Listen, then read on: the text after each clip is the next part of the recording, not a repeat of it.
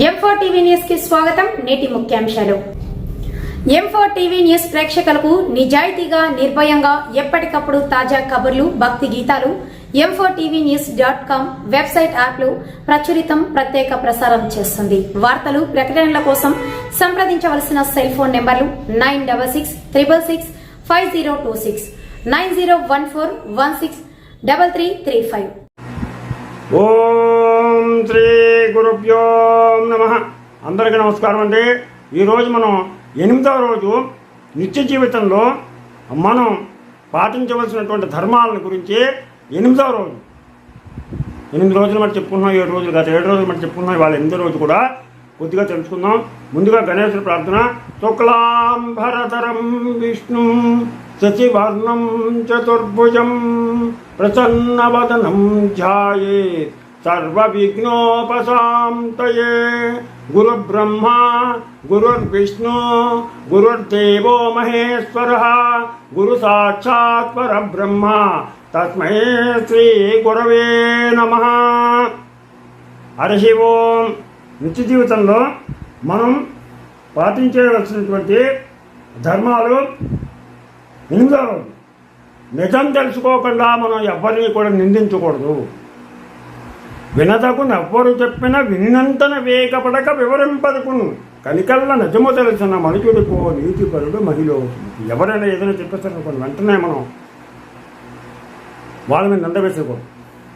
నిజం తెలుసుకోవాలి. నేను తిట్టాడు రావాడు అన్నాడు, అని తిట్టాడో లేదా నిజం తెలియదు. మనకి ఆ నిజం తెలుసుకోవాలి. నిజం తెలియకుండా మనం వాడు తిట్టాడని చెప్పేస్తున్నాం వెంటనే వాడి మీద దెబ్బలాడి తిప్పకూడదు, కొట్టకూడదు. అలాగే అబాండాలు వేయకూడదు. నిజాలు తెలుసుకోకుండా అబాండాలు అలా వేయకూడదు. అలా వేసినట్లయితే కనుక ఆ పాపం మన తలకి పుట్టుకుంటుంది. ఆ తర్వాత వాడు అనలేదని తెలిసింది మనకి. వాడిని అన్న పాపం మనం కూడా అనేసాం కదా, ఆ పాపం మనకి పుట్టుకోదు. అందుకని ఆ పాపం మనకి. అందుకని ఏంటంటే నిజం తెలిసేదాకా ఎవరిని ఏ విధంగానో మనం నిందించలేదు. అలాగే ఇస్తానని వాగ్దానం చేయకూడదు. ఇస్తానని కూడా వాగ్దానం చేసినట్లయితే తప్పనిసరిగా ఇచ్చి తీరాలి. వాగ్దానం చేసి ఇవ్వకుండా ఉండకూడదు. మాట ఇచ్చిన తర్వాత తప్పనిసరిగా ఆ మాటను నిలబెట్టుకోవాలి. అలాగే చేయకపోతే కనుక 100 జన్మల దరిద్రుడే పడతాడు. ఏదైనా ఇస్తానని చెప్పేసి వాగ్దానం చేసినప్పుడు ఆ వాగ్దానాన్ని నెరవేర్చుకోవాలి. వాగ్దానం భంగం కాకూడదు. అలాగే అన్నం తినేటప్పుడు కంచానికి బాగా దగ్గరగా కూరలో మజ్జిగా ఉన్నటువంటి పాత్రలను పెట్టుకోకూడదు. మనం అన్నం తినేటప్పుడు గిన్నెల్లో ఉన్నటువంటి మిగిలిన ఆహార పదార్థాలు మనం తినే అన్నం కంచానికి దగ్గరగా పెట్టకూడదు. ఎందుకంటే మన ఎంగిలి దాంట్లో పడుతుంది. అందుకని వాటిని దూరంగా ఉంచుకుని మనం దూరంగా కంచం పెట్టుకుని తినాలి. మనం తినేటప్పుడు ఎంగిలి ఆ పాత్రలో పెడితే ఆ పదార్థాన్ని మరొకరికి వడ్డిస్తే వాడికి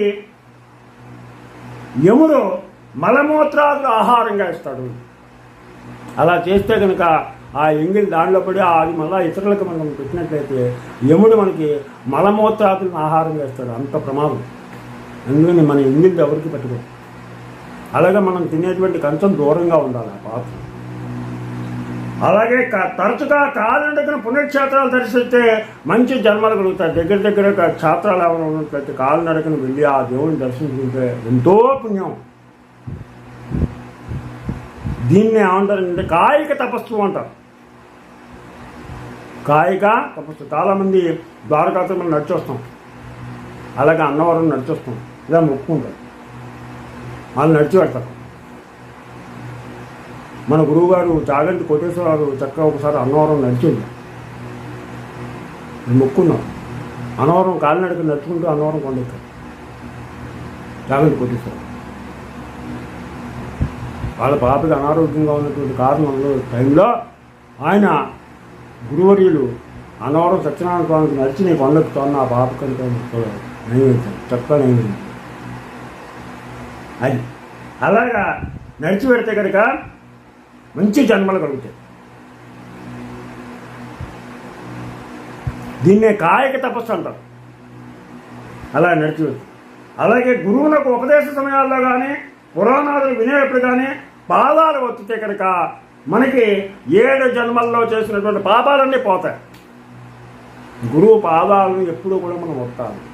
ఇది చాలా మంది పెద్ద గురువులు కాళ్ళు పెట్టుకొని వస్తాము. కానీ ఆ గురువుకి కనుక మనం విద్య నేర్పినటువంటి గురువుకి మనం కాలు వచ్చినట్లయితే, అందుకనే వాళ్ళు పడుకున్నప్పుడు చక్కగా శిష్యుడి వరకు పూర్వం ఆ కాలంలో ఆ కాలు నొక్కేవారు. అప్పుడు ఆ గురువు సంతృప్తి పడి అప్పుడు ఆయనకి చెప్పాలనిపిస్తే కనుక విద్యను అప్పుడు చెప్పేవాట. ఆ చెప్పినప్పుడు ఈ కాలు నొక్కుతుంటే శిష్యుడు విని ఏకసంధాగ్రాహి వాడు నేర్చుకునేవాట. ఇప్పుడు ఎవరైనా గురువుగారు ఏదైనా తేడా అబ్బాయి అని చెప్పేసిన పిల్లల్ని పంపడం వాళ్ళు తలతో దెబ్బలాడు. మా అబ్బాయికి పనులు చెప్తావా, చదువు చెప్పడం మానేసి. పూర్వం అలా కాదు, ముందు ఇంటికే పనులు చేయించుకున్నాం. ఆ గురువుకి ఎప్పుడు చెప్పాలనిపిస్తే అప్పుడు చెప్పేవాడు ఆయన బాబు. ఏ గురువు ఎప్పుడు చెప్తాడా అని చెప్పేసిన వాళ్ళు ఎదురు చూసేవాడు.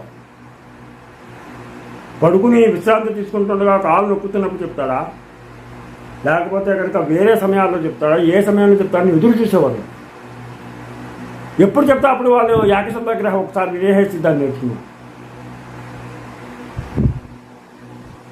అలాగా గురువుకి కనుక ఆ పాత సేవ చేసినట్లయితే, ఆయన ఎవరికైనా ఉపదేశం చేస్తున్నప్పుడు చేస్తే ఇంకా పుణ్యం. పురాణాలు చెప్తున్నప్పుడు కానీ ఆయన పాదసేవ చేస్తూ ఉంటే మనకి 7 జన్మల్లో చేసినటువంటి పాపాలు పోతాయి. అలాగే గురువు గారి బట్టలు కనుక ఉతికి ఆరవేసినట్లయితే 3 జన్మల పాపాలు పోతాయి. అందుకని నదీ స్నానానికి వెళ్ళినప్పుడు శిష్యుడు గురువుగారు విడిచిపెట్టినటువంటి బట్టల్ని చక్కగా తడిపి ఆరేసి దాన్ని పిండుకుని చక్కగా తీసుకెళ్ళి ఆరేసేవాడు శిష్యుడు. అందుకనే ఆ శిష్యుడికి 3 జన్మల్లో చేసిన పాపాలు పోయి ఆ అవకాశం వాడికి లభించింది. అందుకని గురువు శిష్యుడిని కూడా తీసుకుని వెళ్ళేవాడు. చాలా గురువుగారు స్నానం చేసేసిన తర్వాత ఆ బట్టలు పిండేసి తడిపేసి చక్కగా పిండేసి వాటిని ఆరేసేవాడు. అలాగే మంత్రోపదేశం చేసినటువంటి గురువు ఆజ్ఞ పాటించే వారికి ఏ పాపం కూడా మనకి అంటుకోదు. ఎవరైతే మనకి మంత్రోపదేశం చేస్తారో, ఎవరైతే మనకు ఈ మధ్యకాలంలో మనం ప్రతి ఒక్కరిని గురువు అంటున్నాం. ఆ గురువు అన్న మాటకు అర్థం తెలియదు. మంత్రోపదేశం మనకి ఎవరైతే చేశారో, మంచి మాటలు ఎవరైతే మనకు బోధించారో వాళ్ళు మాత్రమే గురువు. జ్ఞానాన్ని ఇచ్చేటువంటి వాడు గురువు. మంచిదంతా ప్రతి ఒక్కరిని గురువు అనుకోడు. ఆ పదానికి కళంకం తేకూడదు. అలాగే కనుక ఆ గురువుని మనం ఆయన ఆజ్ఞని ఆయన ఏం చెప్తుంది దీంట్లో దూకేంత దూకారు. బ్రహ్మంగారికి అక్కడిని ఏం చేశారు, ఆ కుక్క చచ్చిపోయిన కొట్టుకొట్టి కుక్క మాంసం తినేమంటే తినేసాడు. అది పరవన్నం కింద మారింది. అందుకని గురువు ఏది చేయమనేది చేయాలి. గురువు ఆజ్ఞను మాత్రం ధిక్కరించకూడదు. ఏ పాపం కూడా ఉండదు, అలాగే పునర్జన్మ ఉండదు. ఇది తప్పక పాటించవలసినటువంటి ముందు పవిత్రమైనటువంటి నియమం. దీనికి స్టార్ట్ ఇంకోటి లేదు అని మనకి పరాశర సంహితలో రాస్తుంది. గురువు ఆజ్ఞ మనం ఎలా పాటించాలి అని.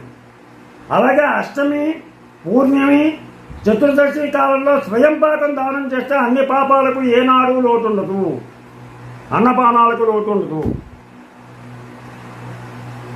ఎప్పుడు అష్టమి రోజు, పూర్ణిమ రోజు, చతుర్దశి రోజు స్వయం పాకం ఇవ్వాలి. స్వయం పాకం అంటే ఆ కోటా బియ్యం, పనికిరాని బియ్యం తీసుకొచ్చేసి ఆ పుచ్చిపోయిన వంకాయలు, చచ్చిపోయిన వంకాయలు అవి అలా కాదు.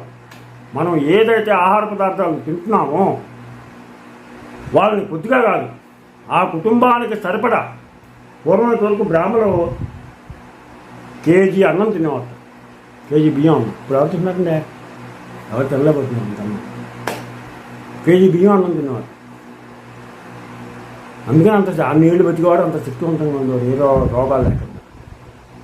అందుకని వాళ్ళకి సమృద్ధిగా మనం తినేటువంటి ఆహార పదార్థాలను ఇవ్వాలి. కందిపప్పు, మినపప్పు, పెసరపప్పు, మిరపకాయలు, ఉప్పు, నూనె, పాలు, పెరుగు, నెయ్యి, బెల్లం అన్నీ కలిపి ఇవ్వాలి మనం. అది స్వయంపాకం అంటే 4 రకాల కూరలు, లేకపోతే 2 రకాల కూరలు, 2 రకాల పచ్చళ్ళు.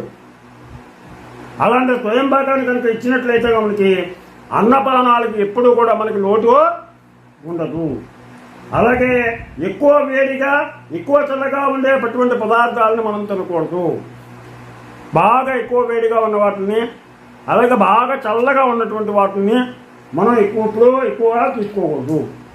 అలాగే భోజనం చేసినటువంటి వస్త్రాలని ఉతికి ఆరవేయకుండా దేవ పూజ చేయకూడదు. మనం భోజనం బట్టలతో చేస్తాం, అదే పంచితో దేవుడు మళ్ళీ పూజ చేయకూడదు. దాన్ని భోజనం చేసేసిన తర్వాత ఆ పంచిని మళ్ళీ తడిపేసి శుభ్రంగా ఆరవేసుకుని అప్పుడు దేవుడి దగ్గర మళ్ళీ కట్టుకుని పూజ చేసుకోవాలి. ఇటువంటి నియమాలని మనం పాటించాలి. ఈరోజు కొన్ని తెలుసుకుందాం, రేపు మళ్ళీ కొద్దిగా తెలుసుకుందాం. మీకు నా ఛానల్ కనుక నచ్చినట్లయితే సబ్స్క్రైబ్ చేయండి, అలాగే లైక్ చేయమని కోరుతూ ఆ పాట ఉంటుంది.